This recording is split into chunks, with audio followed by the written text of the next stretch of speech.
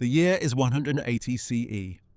In the marble halls of the imperial palace, Emperor Marcus Aurelius lies dying, his weathered hands clutching the purple cloak that has defined an era of unprecedented peace and prosperity. For nearly 2 decades, this philosopher-emperor has governed the greatest empire the world has ever known, stretching from the Scottish Highlands to the deserts of Iraq, from the Rhine to the Sahara. His final words, recorded by his personal secretary, were not about glory or conquest, but about duty. "Go to the rising sun, for I am already setting." But what if, in those final moments, Marcus Aurelius had made one different choice? What if the man who wrote Meditations, the Stoic masterpiece on leadership and virtue, had selected not his unstable son Commodus, but the most capable leader in the empire to succeed him? Today we're exploring an alternate timeline where everything went perfectly for Rome, where wise decisions, brilliant leadership, and fortunate timing created an empire that never fell. But first, I want to hear from you. If you could give Marcus Aurelius one piece of advice in his final days, what would it be? Let me know in the comments below. By 180 CE, the Roman Empire had reached its territorial zenith under the 5 good emperors, a century of remarkable stability historians call the Pax Romana. Marcus Aurelius, the last philosopher king, governed an empire of 65 million people spanning 3 continents. Roman legions held frontiers along Hadrian's Wall in Britain, the Rhine in Germania, and the Euphrates facing Parthia. The empire's success rested on military superiority, administrative efficiency, cultural assimilation, and economic integration. Roman roads connected distant provinces, over 250,000 miles of paved highways allowing messages to travel from Rome to York in 40 days. Roman law governed diverse peoples, while Roman citizenship offered advancement regardless of birth. Yet beneath this prosperity lay growing strains. The Antonine Plague, possibly smallpox, had ravaged the empire since 165 CE, killing millions. Germanic tribes pressed against northern frontiers, while Parthia remained a persistent eastern threat. Maintaining 150,000 legionnaires across vast borders strained imperial finances. Most critically, the empire faced the perpetual Roman problem: succession. Unlike hereditary monarchies, Rome had no constitutional mechanism for peaceful transitions. Each emperor appointed his successor, and the choice between merit and blood often determined whether the empire would thrive or descend into chaos. Marcus Aurelius spent his final years fighting the Marcomannic Wars, brutal campaigns against Germanic tribes along the Danube frontier from 166 to 180 CE. Contemporary sources describe frozen battlefields littered with Roman and barbarian dead, and the emperor himself, now in his 50s, personally leading troops despite failing health.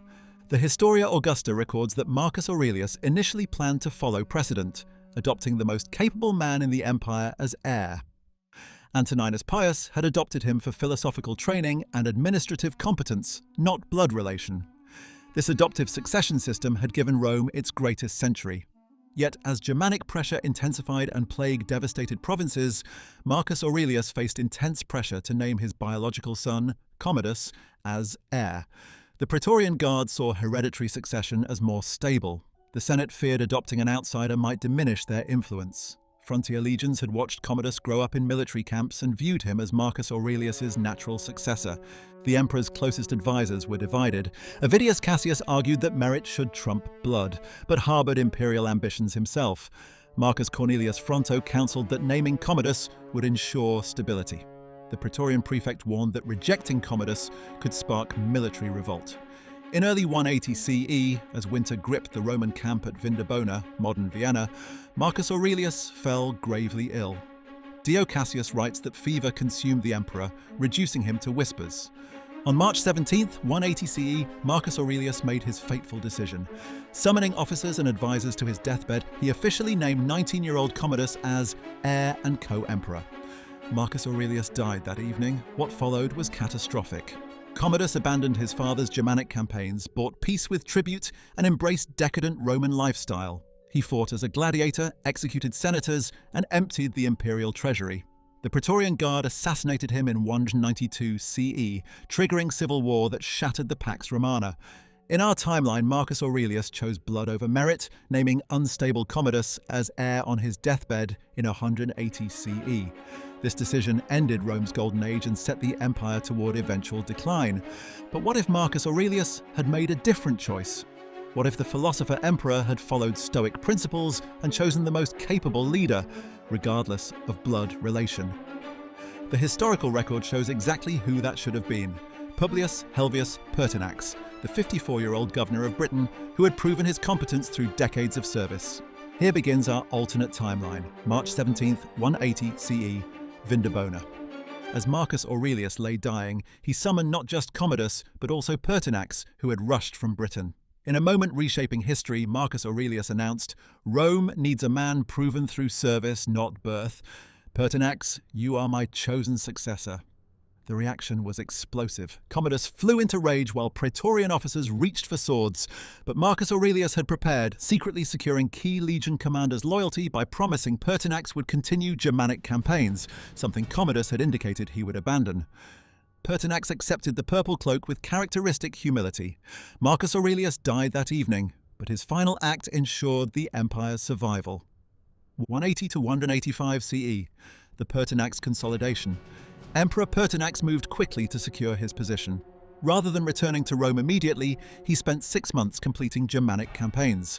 His decisive victory at Carnuntum in late 180 CE crushed the Marcomanni and Quadi, establishing Roman dominance beyond the Danube.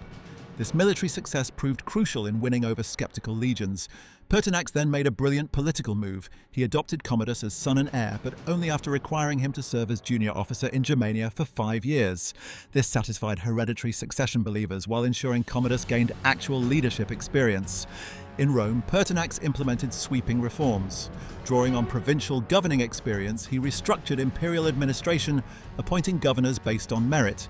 He restored Praetorian Guard discipline, rebuilt imperial finances by eliminating wasteful spectacles, and launched massive infrastructure projects employing plague survivors. 185 to 195 CE, the Golden Expansion. With internal stability secured, Pertinax launched the Second Roman Expansion. Rather than simply seizing territory, Pertinax focused on sustainable integration, building roads, establishing trade networks, and gradually extending Roman law and citizenship to conquered peoples. In 186 CE, Roman legions permanently crossed the Danube, establishing Marcomannia province. Unlike typical Roman colonization, Pertinax allowed Germanic tribes to maintain local customs, provided they accepted Roman overlordship and military service. The eastern frontier saw dramatic success. Pertinax negotiated a diplomatic agreement with Parthia in 189 CE, partitioning Armenia and establishing clear spheres of influence. This ended centuries of costly eastern wars and freed legions for northern expansion. By 195 CE, Roman territory extended to the Baltic Sea. New provinces brought millions of subjects, but Pertinax's integration policies prevented typical post-conquest rebellions. Germanic warriors served in Roman legions, merchants traded in Roman markets, and aristocrats sent sons to Roman schools. 195 to 205 CE. Cultural Renaissance. Peace and prosperity triggered unprecedented cultural flowering. Pertinax patronized schools, libraries, and technological innovation. Most significantly, his Edict of Universal Integration in 200 CE granted Roman citizenship to all free inhabitants. Commodus, now 40, and transformed by mandatory military service, inherited an empire twice the size and far more stable when Pertinax died peacefully in 205 CE. The decisive moment securing Rome's permanent dominance came in 225 CE, during the crisis that never was. In our timeline, this period brought 50 years of civil war and barbarian invasions, but Emperor Commodus II faced these challenges from unprecedented strength. When the Sassanid Empire rose to challenge Rome, Commodus commanded legions seasoned by decades of successful campaigns and supported by Germanic auxiliary troops whose loyalty had been earned through citizenship and prosperity. The Battle of Ctesiphon in 227 CE didn't just defeat the Sassanids, it incorporated them as a client kingdom. The empire's expanded northern borders meant migrating tribal pressure could be absorbed through controlled settlement programs. Rather than desperate barbarian invasions, Rome experienced managed immigration, providing fresh legion recruits and agricultural workers. Economic stability proved equally crucial. Control of Germanic amber routes, expanded gold mines, and new eastern trade connections provided unprecedented revenue. When plague and climate pressures struck, the empire had resources to respond effectively. By 250 CE, the Roman Empire encompassed 80 million people across territories dwarfing any previous state. More importantly, these weren't merely conquered subjects, but integrated citizens who identified with Roman civilization. Rome had evolved from a city-state into a true cosmopolitan civilization. In this alternate timeline, the Roman Empire never fell because it learned to grow through integration rather than mere conquest. By 500 CE, while our historical timeline saw Germanic kingdoms ruling Roman ruins, this surviving empire celebrated its millennium as the dominant global civilization. Roman law, refined over 8 centuries, provided foundations for universal human rights. Roman engineering delivered infrastructure from Scotland to the Caspian Sea. Roman education created the world's first truly literate mass society. Most remarkably, this Roman Empire avoided the religious conflicts defining our historical timeline. Gradual integration created a civilization comfortable with multiple traditions. The lesson isn't that empires should last forever, but that leadership choices in critical moments reshape human civilization.